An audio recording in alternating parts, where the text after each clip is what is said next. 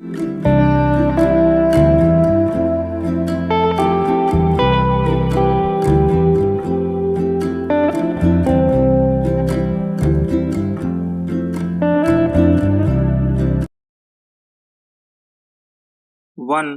2, 3 start.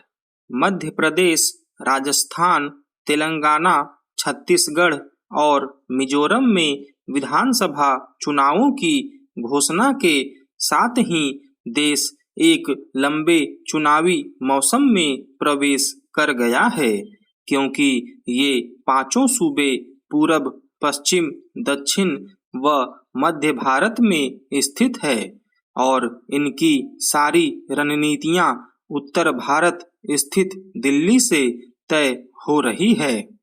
3 दिसंबर को इन राज्यों के चुनाव नतीजे आने के बाद वहां नई सरकारों के गठन और उनके सत्ता ग्रहण की खुमारी के बीच ही आम चुनाव का बिगुल बज जाएगा।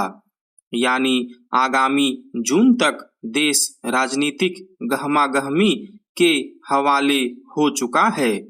निसंदेह एक लोकतांत्रिक देश और समाज के लिए चुनाव सबसे अहम मौका होता है, मगर भारत में चुनावी प्रक्रिया को लेकर जिस तरह की उलझनें पेश आने लगी हैं, उनको देखते हुए जरूरी हो गया है कि राजनीतिक पार्टियां और चुनाव आयोग मिलकर सर्वमान्य हल निकालें।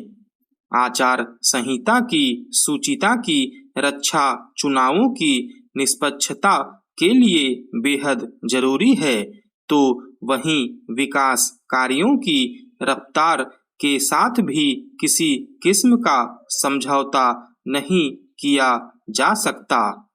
तब तो और जब हम एक निर्धारित लक्ष्य के साथ दुनिया के देशों से प्रतिस्पर्धा में हों। वैसे पिछले 7 दशक के चुनावी सफर में भारतीय मतदाता अपने लोकतांत्रिक अधिकारों को बरतना बखूबी सीख चुका है और उसके अब तक के जनादेश उसकी परिपक्वता की मुनादी करते हैं।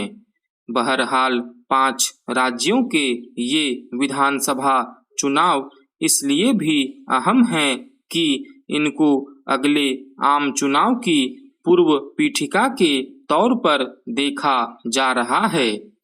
इन प्रदेशों से लोकसभा में 83 और राज्यसभा में 34 सदस्य चुनकर आते हैं।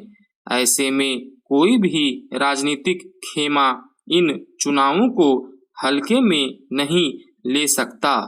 खासकर मध्य प्रदेश, छत्तीसगढ़ व राजस्थान में जहां कांग्रेस और भाजपा आमने सामने हैं, तो वहीं तेलंगाना और मिजोरम में बहुकोणीय मुकाबले होने वाले हैं।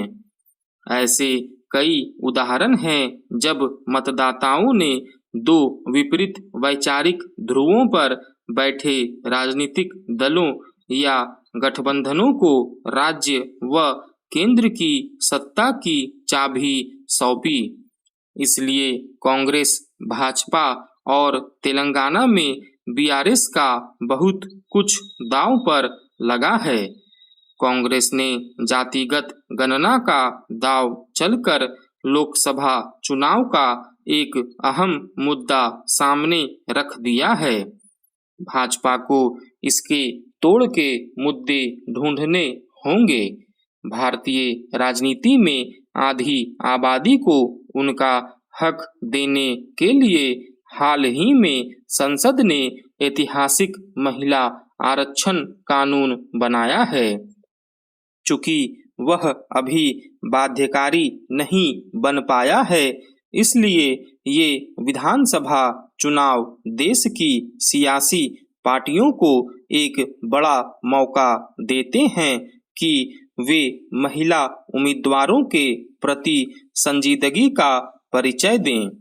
इस मामले में उनकी ईमानदारी को उम्मीदवारी की कसौटी पर महिला मतदाता जरूर परखेंगी। यह सुखद है कि इस बार ज्यादातर राज्यों में एक ही चरण में मतदान हो रहा है। इससे चुनाव आयोग के बढ़े आत्मविश्वास का पता चलता है। नक्सल प्रभावित छत्तीसगढ़ में 2 चरणों में मतदान की आवश्यकता समझी जा सकती है, मगर आयोग को आचार संहिता के उल्लंघनों पर खास नजर रखनी होगी।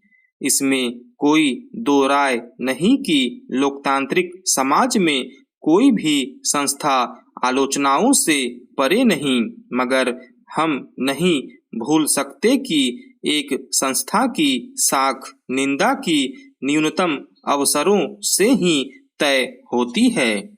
इसलिए इन 5 राज्यों में राजनीतिक दलों और मतदाताओं की ही नहीं, चुनाव आयोग की भी परीक्षा होगी। स्टॉप।